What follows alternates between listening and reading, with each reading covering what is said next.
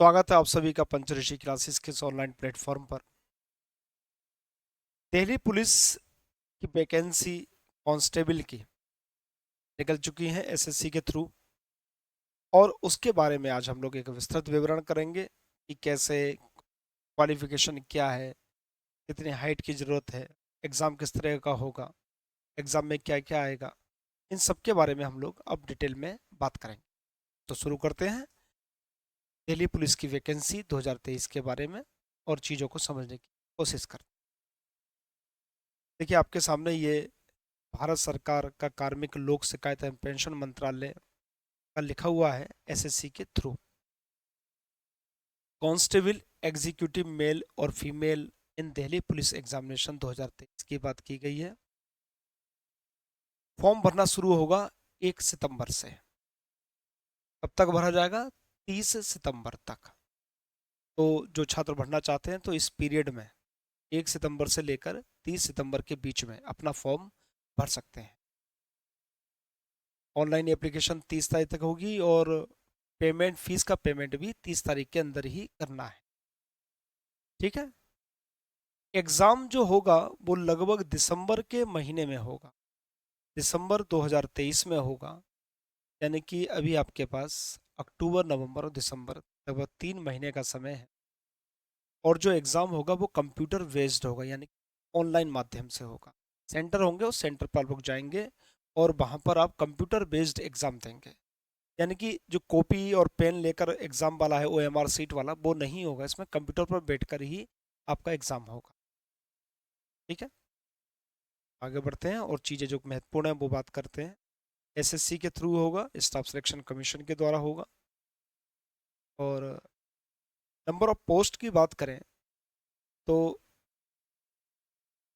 Number of post के द्वारा अगर हम लोग देखते हैं, कौन पॉइंट है, इसकी सैलरी का लेवल है 21,700 से लेकर 69,100 रुपये तक। यानी कि मिनिमम 21,700 होगी और जो अधिकतम होगी वो 69,100 रुपीज़ होगी।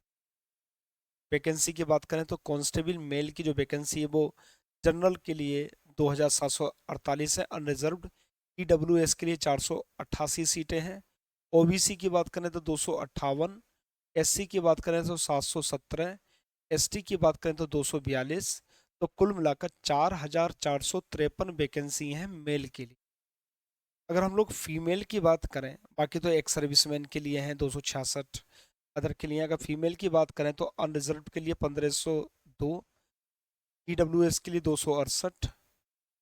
इसके अलावा आपके लिए एससी के लिए एससी था इस जगह, ओबीसी था, ओबीसी में 142, एससी में 429 और एसटी में 150। कुल मिलाकर 2,491 वैकेंसी हैं फीमेल के लिए। मेल के लिए 4,453 और फीमेल के लिए 2,400।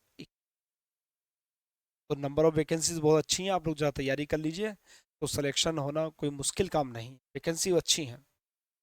आगे बढ़ते हैं हम लोग और देखते हैं कि क्या हमारे लिए महत्वपूर्ण रहेगा। एज का रिलैक्सेशन, जो एज है, सबसे पहले जो कैंडिडेट होना चाहिए वो भारत का निवासी होना चाहिए, भारत का नागरिक होना चाहिए, सिटीजन ऑफ इंडिया होना चाहिए। एज है 18 से लेकर 25 साल तक। यानी कि कम से कम 18 साल वाला अप्लाई कर सकता है और अधिक से अधिक 25 साल वाला इसमें अप्लाई कर सकता है। यानी कि 1 जुलाई 2023 को उसकी सैलरी, उसकी आयु या तो 18 साल हो या फिर 25 साल हो। 1 जुलाई 2023 के लिए। ठीक है। यानी कि इन्होंने दे भी रखा है कि 2 जुलाई 1998 से लेकर किसी का जन्म हुआ हो और 1 जुलाई 2005 के बीच में जिसका जन्म हुआ हो वो इसके अंदर आएगा। लेकिन एज का कुछ रिलैक्सेशन है, जैसे एससी और एसटी के लिए 5 साल की छूट है, यानी कि वो 30 साल की आयु तक फॉर्म भर सकते हैं। ओबीसी को 3 साल का है, यानी कि वो 28 वर्ष की आयु तक फॉर्म भर सकते हैं। एससी और एसटी के छात्र 30 वर्ष तक और ओबीसी के छात्र 28 वर्ष तक की आयु पर अपना फॉर्म भर सकते हैं। बाकी तो एक सर्विसमैन आदि आदि आदि है, उसकी हमें कोई आवश्यकता है नहीं। अगर हम और मुद्दों की बात करें तो आगे बढ़ते हैं। जो हमारे लिए महत्वपूर्ण है हम उसकी बात करें। जो एक्स सर्विसमैन है उन सब के बारे में बात की गई है, तो इसकी हमको आवश्यकता है नहीं। ठीक है। तो इन सब की हमको आवश्यकता नहीं है, छोड़ देते हैं। अच्छा, कौन फॉर्म भरेगा? एजुकेशन क्या चाहिए? तो उसमें लिखा हुआ 10+2 यानी कि कक्षा 12 उत्तीर्ण होने चाहिए, सीनियर सेकेंडरी पास्ड होना चाहिए। ठीक है, तो सीनियर सेकेंडरी यानी कि कक्षा 12 उत्तीर्ण होने वाला छात्र इसको भर सकता है। तो ये रही हमारी एजुकेशन क्वालिफिकेशन के बारे में। उसके बारे में बात करते हैं हम लोग। अगर किसी के पास एनसीसी का सर्टिफिकेट है उसके लिए फ़ायदा रहेगा। अगर एनसीसी का सी सर्टिफिकेट है तो जितने भी मैक्सिमम नंबर आएंगे, मैक्सिमम मार्क्स का 5% की छूट प्रदान की जाएगी। एनसीसी का अगर सी सर्टिफिकेट है किसी के पास तो उसको 5% की छूट प्रदान की जाएगी। अगर बी सर्टिफिकेट है तो 3% की, और ए सर्टिफिकेट है उसको 2% की मैक्सिमम में छूट प्रदान की जाएगी। 100 नंबर का पेपर है अगर, तो ये आपके लिए 2 नंबर दिए जाएंगे ए सर्टिफिकेट के लिए, 3 नंबर दिए जाएंगे बी सर्टिफिकेट के लिए, और 5 नंबर दिए जाएंगे सी सर्टिफिकेट। ठीक है, उसके लिए आपके पास ओरिजिनल सर्टिफिकेट होना आवश्यक है। लिखा हुआ है इसमें कि ओरिजिनल सर्टिफिकेट होना आवश्यक है। ठीक है आगे बढ़ते हैं। अब नहीं है, कैसे फॉर्म भरेंगे?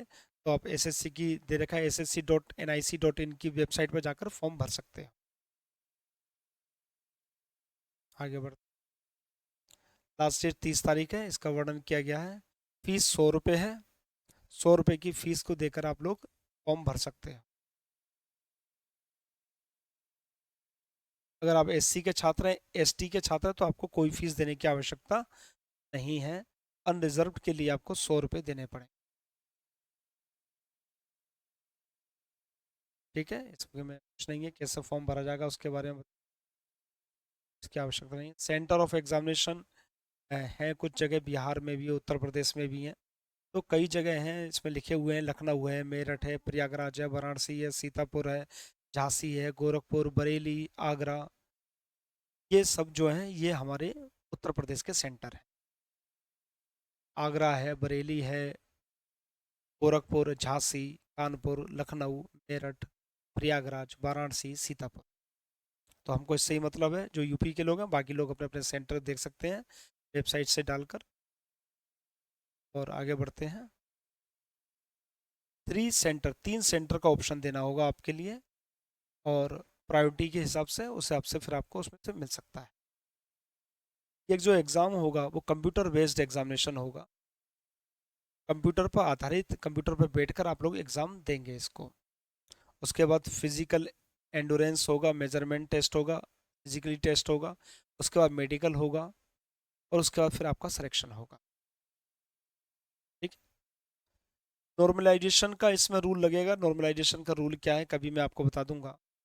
जो पेपर डिफरेंट शिफ्ट में होता है वहाँ पर नॉर्मलाइजेशन का रूल लगता है। ठीक है, यहाँ तक बात। 100 क्वेश्चन होंगे, ऑब्जेक्टिव टाइप के क्वेश्चन होंगे, और 100 मार्क्स के होंगे। 100 क्वेश्चन 100 मार्क्स के, यानी कि एक क्वेश्चन 1 नंबर। कंप्यूटर बेस्ड होंगे। आएगा क्या क्या देख लेते हैं। जनरल नॉलेज करंट अफेयर्स के 50 क्वेश्चन आएंगे, 50 नंबर के हों। रीजनिंग के क्वेश्चन 25 आएंगे, 25 नंबर के हों। न्यूमेरिकल एबिलिटी यानी कि जो आपके मैथमेटिक्स के क्वेश्चन हैं वो 15 नंबर के होंगे, और 15 क्वेश्चन आएंगे। कंप्यूटर के बारे में पूछा जाएगा, इंटरनेट के बारे में, वेब ब्राउजर के बारे में, से 10 क्वेश्चन होंगे, 10 नंबर के, यानी कंप्यूटर की नॉलेज होना भी आवश्यक है।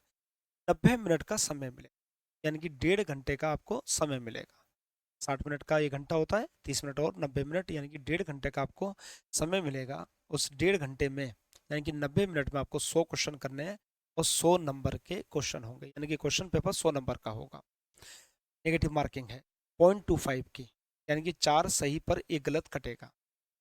सॉरी 4 गलत पर एक सही कटेगा। 4 गलत पर एक सही कटेगा, यानी कि 0.25 की नेगेटिव मार्किंग हो। सही है बेटा। चलिए, पेपर जो होगा वो इंग्लिश और हिंदी दोनों में हो। पेपर आपका इंग्लिश और हिंदी दोनों में आएगा।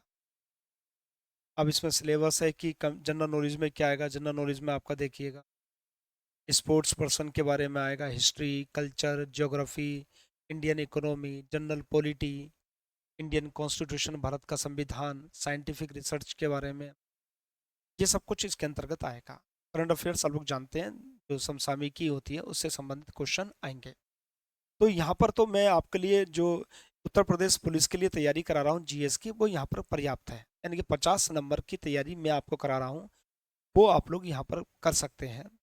विभिन्न विषयों की, जिसमें हमारा पॉलिटी हो गया, मॉडर्न हिस्ट्री हो गया, मेडिएवल चल रहा है, और आपका ज्योग्राफी चल रहा है, इंडियन ज्योग्राफी, इसको भी हम लोग जल्दी खत्म कर लेंगे। दिसंबर से पहले आपको ये सारा करा देंगे। रीजनिंग की तैयारी करनी है आपको, मैथमेटिक्स की तैयारी करनी है, कंप्यूटर की तैयारी, ठीक है। उसके बाद आपका होगा फिजिकल।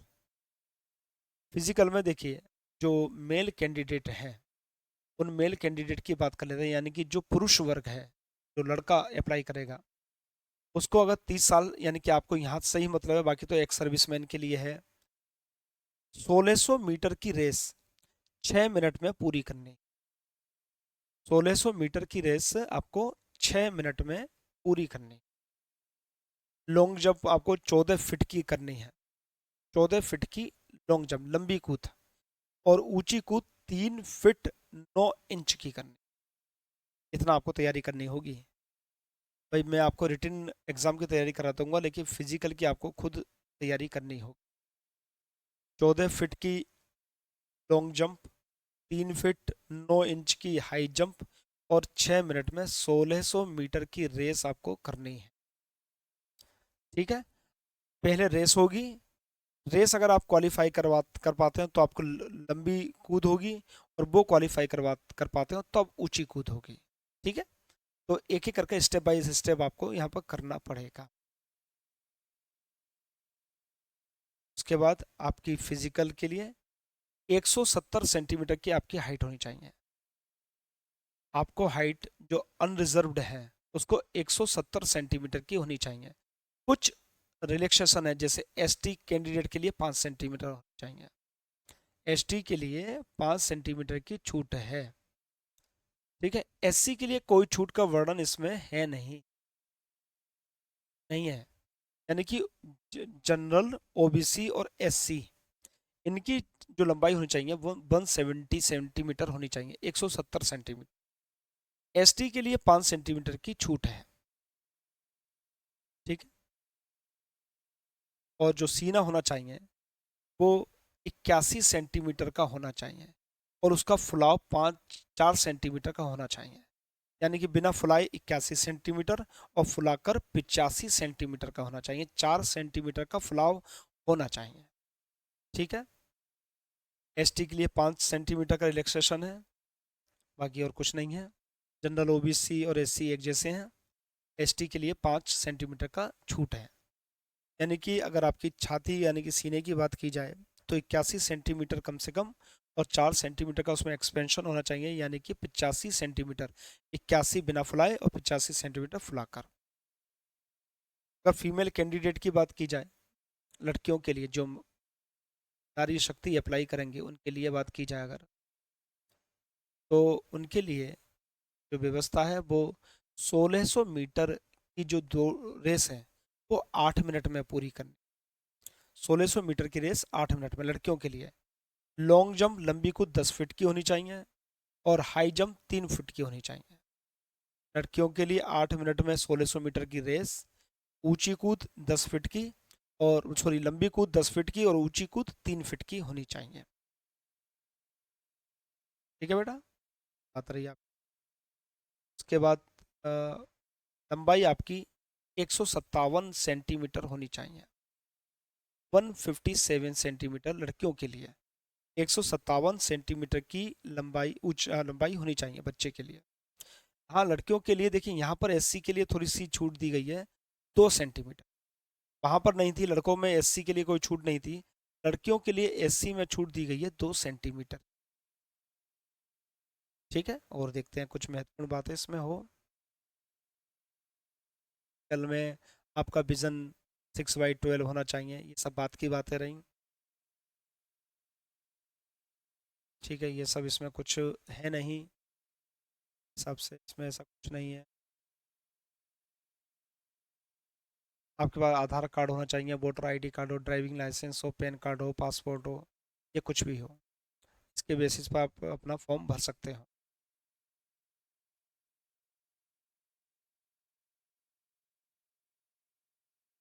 हाँ, एक जगह एक चीज़ और था कि ड्राइविंग लाइसेंस होना चाहिए आपके पास मोटर व्हीकल का, लाइट मोटर व्हीकल एलएमवी होना चाहिए। ठीक है, इसमें लिखा हुआ है मेल कैंडिडेट के लिए ड्राइविंग लाइसेंस होना चाहिए मोटरसाइकिल और कार का, यानी कि LMV, light motor vehicle, LMV का आपके पास सर्टिफिकेट होना चाहिए, मतलब लाइसेंस होना चाहिए, ड्राइविंग लाइसेंस। ये इसमें एक महत्वपूर्ण चीज़ थी। कोई जो एनसीसी का सर्टिफिकेट के बारे में मैंने बता दिया आप लोगों को। ये पहला आपका कंप्यूटर बेस्ड पेपर होगा, उसके बाद आपका फिजिकल होगा, उसके बाद मेडिकल होगा। पेपर इंग्लिश और हिंदी दोनों में आएगा।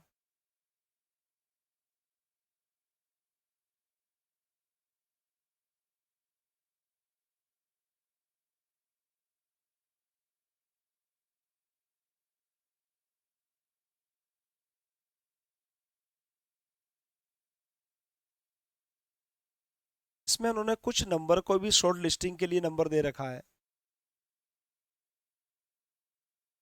35 नंबर अनरिजर्व के लिए चाहिए, SC ST OBC और EWS के लिए 30, SC ST OBC EWS के 30 नंबर चाहिए। ये 35 और 30 की कट ऑफ दे रखी है, यानी कि 35 और 30 नंबर आपको चाहिए, तब आप जाकर फिजिकल में पहुंचेंगे। यानी कि कट ऑफ इन्होंने स्टार्टिंग में दे रखी है।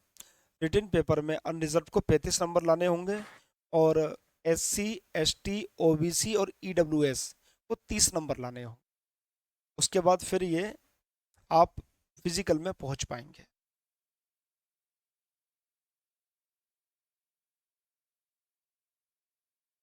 इस वक्त अब कुछ भी नहीं है इसमें, कैसे होगा क्या होगा।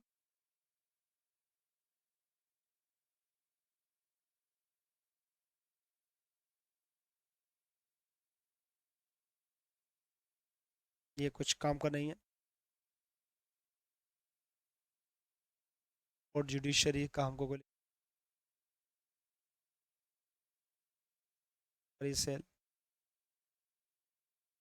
फिर एक फॉर्म है, इस फॉर्म को भरने का तरीका होता है कि भरा कैसे जाएगा। ठीक है, भरने का एक तरीका बताया इन्होंने फॉर्म को, इसको जो हम लोग भरेंगे तो खुद ही समझ जाएंगे। ठीक है, JPG कितना होना चाहिए साइज, कुछ फोटोग्राफ बताए हैं, ऐसा हो, ऐसा होना चाहिए।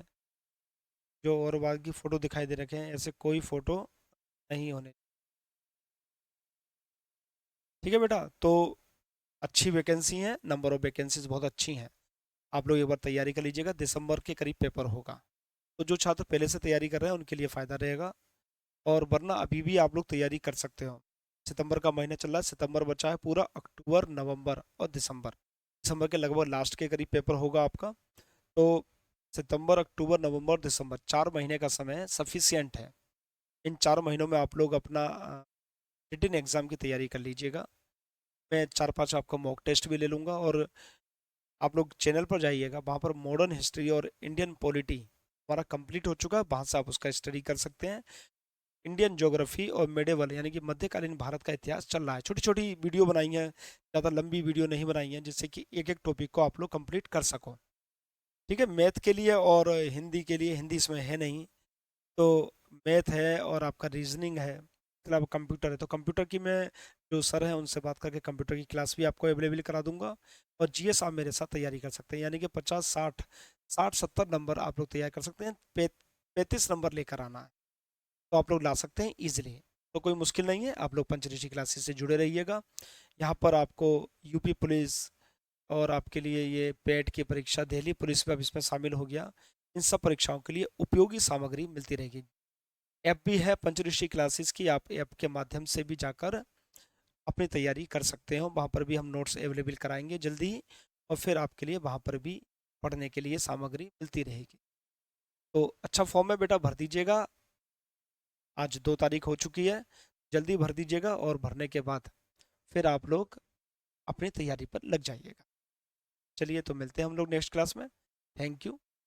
नेक्स्ट क्लास में मिलकर फिर हम लोग अपनी तैयारी करते हैं। धन्यवाद आपसे।